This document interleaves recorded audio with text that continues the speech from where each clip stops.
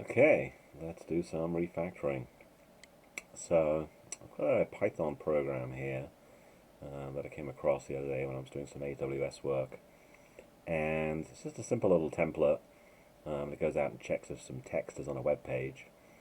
And this is one of their blueprints, one of their templates they provide you with. And so I was thinking about refactoring when I was looking at it. It was in my mind. And I decided it would. It was actually I did the exercise. I did it myself and thought it would be an interesting exercise to share as a refactoring exercise. So without further ado, I'm just going to dive right in. So like I said, it's Python, and I'm looking to refactor. So let's just a little look at what the program does. Here's our Lambda handler, because this is a Lambda for AWS. Looks at the web page, raises an exception if it wasn't found, and handles other various other things. Okay, so I got an idea what it does. It's 34 lines, and the method's like 25 lines or something. So the thing that strikes me is this site, kind of obvious. It's your site, so we don't really need a comment. It's superfluous. So saying for they're self-descriptive anyway. They're already labeled like that way. Okay, so let's get rid of those comments. And here's a comment. I do see this a lot. That's kind of left in there as nice instructions for folks, but I don't think it's good to have those. So I'm going to just try for right now to get rid of those as well. So let's get rid of that. All right. So it's a little bit shorter. Still very readable.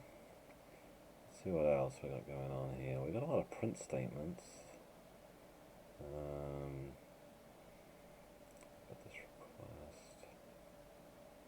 Well, let's get rid of that print statement there. It's kind of like a debug statement, effectively. We can get rid of this one while we're at it. And let's see. Well, these are debugs essentially too, and we can use logs and CloudWatch to look at that in AWS, so we can get rid of those.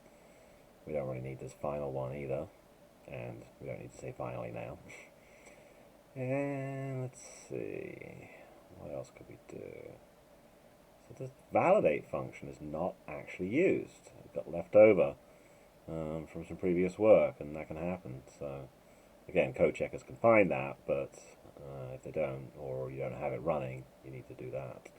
You check it yourself. So it's looking a little simple now. 17 lines. Let's just comment that out for right now, just for now. Maybe it's a requirement, or maybe we want it. And let's just try getting rid of all of this try exception catching block, because the method will do that anyway. And all we really care about is coming back true or raising an exception. So I'm going to say let's do that. Maybe we'll bring this back in now. Okay, take a look at this. 13 lines, 5-line methods, looking pretty good. But we could do a little bit more. I don't like those negative ifs right at the beginning if you can avoid it. So that will fix that. It's a regular if now. Not a lot shorter or anything. It's just easier to read, I think, in my opinion.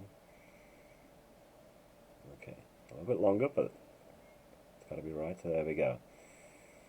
Alright, so what else could we do? This REQ could be replaced there, but it's kind of nice to name. What about cite and expected?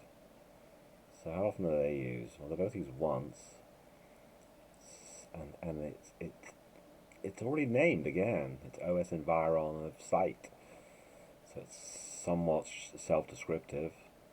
It's a little tiny bit cryptic with the environ, but it's not a hard format to see, I think. Once you've seen it once, you'll know it for the other one, OS environ of expected. So let's just put that there. I think that's kept it fairly readable. Alright, so now we've actually got rid of those two. We don't need to name them. Alright, we're down to 11 lines. Got a 6-line method.